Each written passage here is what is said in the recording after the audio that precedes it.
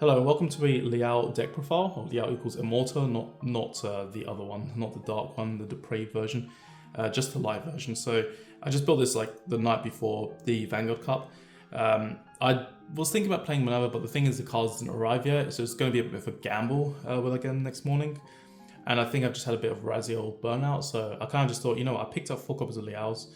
Why not just like have fun with it and just try it out really. I don't really get many opportunities to go out and play sometimes, so I've kind of been away for like the odd week or so, and there's always just other things I decide to kind of spend my weekends on sometimes, so it's kind of like I'm a bit in and out at the moment with the game, but basically the only testing I really did technically was just the next morning. I tried my proxy Minerva deck before the cards arrived, which arrived right after I left the house, and that was well, the only thing I could really go off of.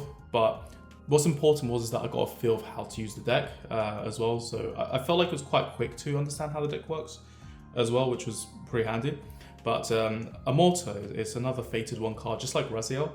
But comparing these two together, the thing that kind of sets them apart is that Amorta is more aggressive than Raziel, kind of because you can basically just turbo almost like a time leap, or not time leap, like a mystery flare in a way, but pseudo mystery flare, because you're basically just rewriting your Vanguard and then doing the bind skill again to recall a card. So it's almost like having almost 2 turns in a way, but without resetting your opponent's triggers. So it's quite a fun gimmick that can sort of also help to push the game so you don't go to time ideally, but I think I did kind of go a bit longer than I expected during the game. So yeah, I was sort of am getting the hang of this, luckily. Not too bad, but there are a few little things, choke points that I kind of want to talk about later. Firstly, can I go through the ride line?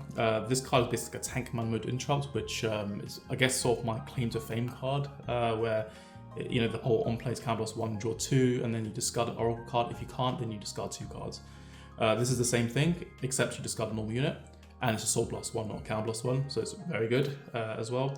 And then you've got this card, Elegenia, which it's very good because this card can set up for it. So you do your ride lines where you discard ideally normal units as well, even with her skills. Like if you Soul Blast her and then you discard a normal unit, you've already got 2 in drop zone. So then any other random normal unit you draw for your discard ride lines during the first 3 turns then becomes full of this, unless your opponent attacks one of your rear guards or something, right? Or you guarded with a normal unit. But otherwise, yeah, you just have your setup easy peasy. It's already there. And you return 3 normal units to the bottom of your deck and you draw. By the way, you can return perfect cards as well. There's no mention about they can't be centaurs. I didn't actually play into the early game perfect guarding. I did kind of pick up on it during the tournament. But I then just thought, it's not worth PGing. I just couldn't find an opportunity where I could justify PGing. But it was tempting to use a perfect guard in the early game because you can actually just recycle it back as well.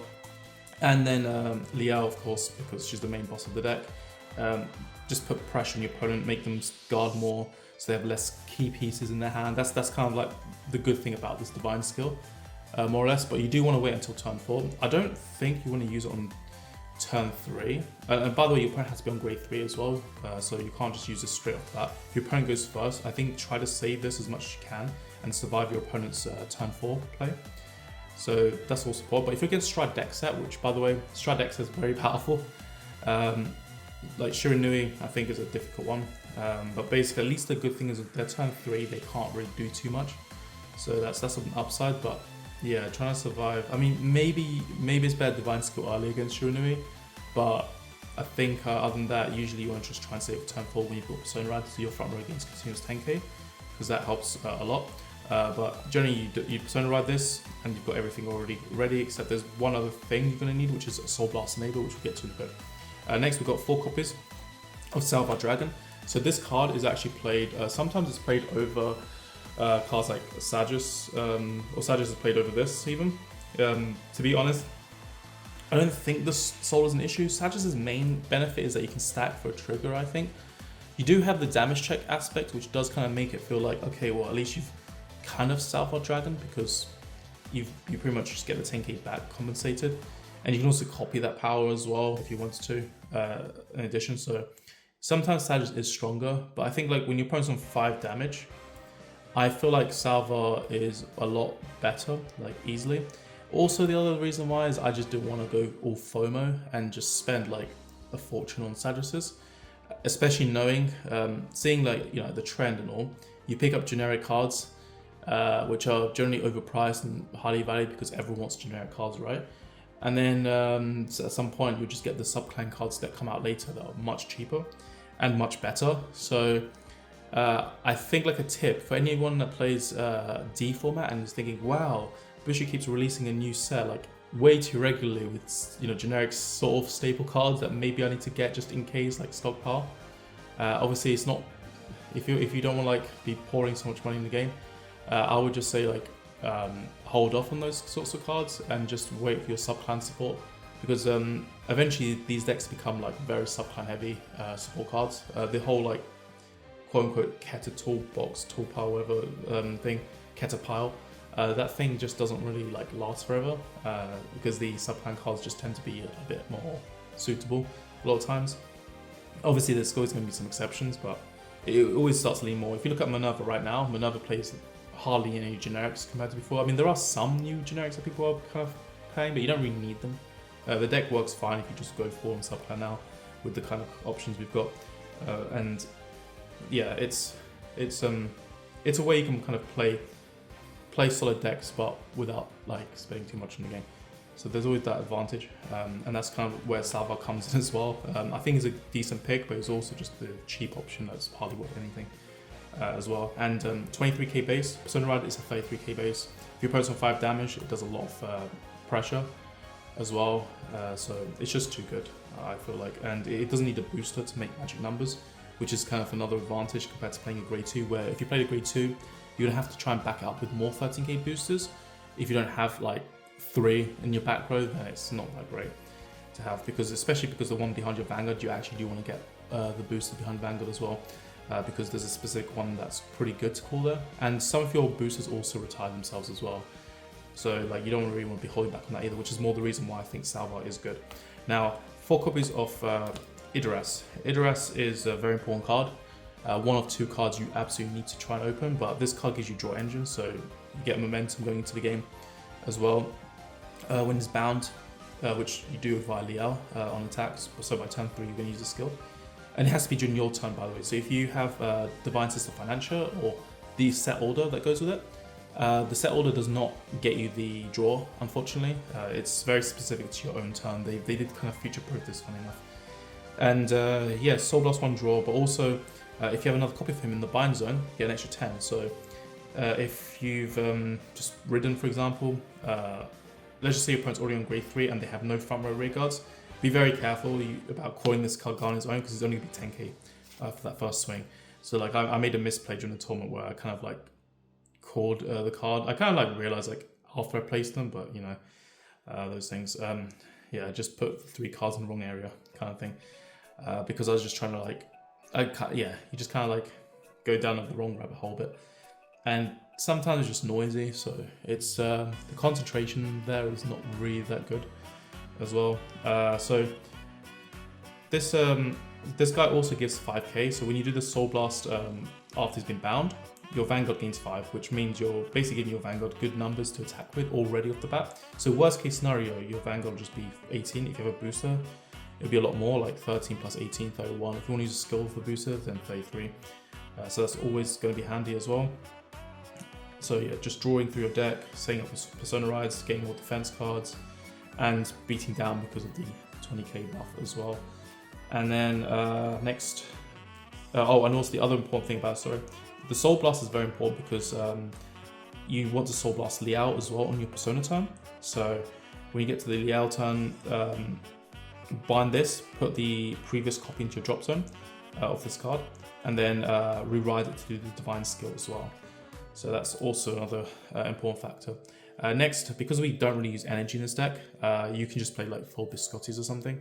You could always just play maybe for the Energy Blast 7 draw, maybe mix up like 2 Energy Blast cards, like for example the I can't remember what it's called, the one that has the sleeping dogs in it, like that gives all your cards that are boosted 10k power and draws if you have like 5 in field or something. There's also the other order, Heavenly Bright, if you want to play that as well, which is energy plus 2, look at top card of your deck, and then you can call it to guard, and it gets like 10k shield or something. You can play that as well if you wanted to go in that direction. You don't actually have to play Biscotti, but Biscotti is always a nice option because early game, if you do open it, then you've got your ride line thing. Also, you do get spec Hound Blast anyway, so if you did like decide to use your energy plus 7 during the game, you can always then just compensate a bit with the Hound Blast as well, depending on how the game's been going. And then 3 copies of another important card. So this is Euphoria. She's a Soul Blast enabler. So again, like when you boost this, you just Soul Blast the previous copy of Liael Amorta into the drop zone as well. So you can either do it with the grade 2, which is more susceptible to being killed by your opponent's cards, or you can do it with your back row booster as well. So that's why I'm playing 3. And also, if you do that, it becomes 15k booster. So like 28 without the persona being applied. If you have persona 38, which is ideally when you're going to use this, it's going to be on the persona run turn anyway. And then if you don't use Idris as well, 38 plus 5, 43. So you get good numbers with it, but usually you want to use Idris actually. The reason why is because if you save this as rest, so like you attack with this first, right? If you are binding Idris and using his Soul Blast engine, then that means you get to save this as a booster for after as well, which can be handy in addition, because you have a bit more control of what you want to decide to do, but also you don't have to worry as much about damage triggers and things. You can scale up a bit. So like it's a luxury whether or not you use this beforehand, but I think I prefer using it on the second swing. But if I don't have Idris as my option to Soul Blast the Liael under, or I don't have any Liaels in drop zone yet, then I'd have to like use this on the first attack. And then that's always useful as well. But then this card is also just a generic 13k boost as long as you have the specific grade 3, which is Liael. Every divine boss has one of these generics. And obviously if you're boosting the Vanguard specifically that has that name, then you just get the bonus effect as well. She gives 5k to unit, which is very good as well. So like, again, going back to the whole scaling thing, if you're using this on the second swing, by then you've got your later Superior Called card, so then you can just do 5k to that. Again, it just helps scaling against like possible damage triggers and things, because people, if you like intimidate them with a massive attack early on, they're less likely to guard it, obviously. So that's kind of like, it's all these kind of like things, right? And then other thing as well is that she returns cards from the deck that have the same name as something in your field. So that's always a handy toolbox to have as well, especially when you're just running out of copies of cards. Then to go into the next thing, 4 copies of Surgoam. So this is more just for filter. It's very easy to use in this deck, but obviously if your opponent plays a deck that just fills up the board and you haven't used any order cards, then it gets a bit awkward in that particular scenario, because your units have to be greater. You can't have equal then as well. So that's how it can go south, I would say. But 5k gain, very nice. It can retire itself as well. And you're checking top 2, which scratch your deck more. If you play the Angelic Order, which there are copies of in this deck, then you're always going to have active. 3 copies of Gragwan. To be honest, this is the card I'm most likely to drop, but it's not too bad. I've had some really horrible games where games where I didn't actually use it for its own skill, but just for the 13k attack, because basically this guy, she basically gains 5, so it's just like 13k. You don't have to use her as a booster, but obviously when you boost with it, then you can return counter charge. You can just have her as an attacker. So if you're lacking rears, like you're on the back foot during the game, you can basically just bind it with Liael, which I've had to do during the tournament, and then just get another copy as a 23k and just swing with that to push some sort of cope pressure onto the opponent. So handy card, but I do think there is an issue with this deck and having attackers. That is a big problem I found with it. 4 copies of the Angelic Order, so more scrying, enables Circle on as well, but you're just going through your deck more deeper as well, finding persona pieces and things. This card is a bit weird because I realized, like, as I was playing with this deck, I don't think I actually like doing Counterblast 1 on turn 2, because if your deck actually wants to do the Counterblasting for turn 3, then it means that you have no way of countercharging. And unlike Liael, which has Aerial Sage, because Aerial Sage can always just compensate for it, right? Because on attack, countercharge with the boost that you're using. The thing with the special booster for this deck is that it doesn't do any countercharging like with Aerial Sage. And then this card here only does the countercharge if you've used a divine skill, sorry, not the divine skill, use the skill for your Vanguard that has the divine skill. So like the on attack counterblast 1 spherical thing, you have to counterblast in the first place to then get countercharged. So you actually cannot ever use this card's skill if you don't have any available counterblast. So you actually have to plan ahead when you're using this. So there are weaknesses here. If your opponent just happens to notice it and is a bit sly, like you rush them early game, for example, or going first, that's when it's more likely to happen. If you're going second, usually your opponent will give you counterblast. That's kind of like the norm. But if you go first, you'll find a lot of instances where people will just be like, I'll just damage deny you because I'm behind and I'm going to stop you from having an actual turn 3 play. So those are also just important things to consider. Next, we have Bracing Angel. I actually think this is an important order because, like, obviously Persona Ride is nice, but you obviously want Liael on the drop zone as well for those turns. So scrying through deck to get your actual Persona Rides is probably better than using the cup. And also the cup becomes a dead card if you see too many Liaels anyway, I feel like. But then Bracing Angel Leather. Okay, it gives your Vanguard 5k, who cares about that bit? The fact is that you protect your cards. The worst matchups for this deck are the control decks, so Dragon Empire. And I basically lost 2 games in that tournament to Dragon Empire. I had a Shodoji game which I won during Swiss, but then during top 4, I had a rematch and I got defeated. So, and the other deck I lost to was the last round of Swiss, which was Shiranui, which is, I think Shiranui won the entire Vanguard Day event, that the same player, I believe, won.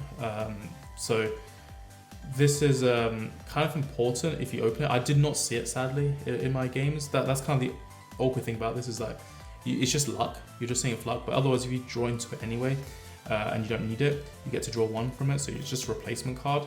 Also, it's a soul charge, which could come in handy as well, but obviously I think the counterblast and soul, it kind of works out most of the time. But obviously, like, if you're going kind of very extra on soul, cards like Euphoria then become a lot more usable as well.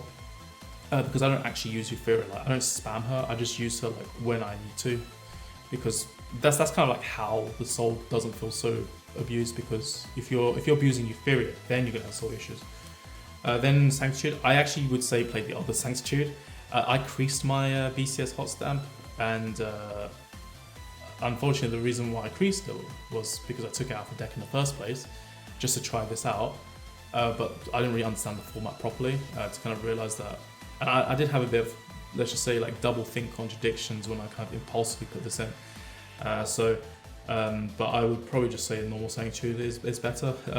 I'm not really sure, like, it doesn't really come up enough that this would actually be better than the other Sanctuary. I think there's slight differences, like, for example, I think Dragjord has 3, like a triple drive thing. So apparently you can use the old Sanctuary on that, I've heard, just as an example. But other than that, it's just whatever, really. And then there's three copies of the Perfect Guard as well, which goes without saying. And then your Persona Rides as well, which for some reason I didn't put at the very top of my deck, badly ordered, I guess.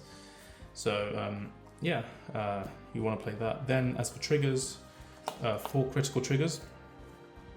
Then you've got, and that's the effect crits, it goes Soul, just in case, and you can give 2k. If you use the 2k, you could potentially, like, for example, if you had like the 13k booster, which just happens to already be behind Salvar Dragon, so making it 26k lane. If you had this on a different column, you can always give 2k to it. I never use that play, but it's just an option you can always do if it comes up.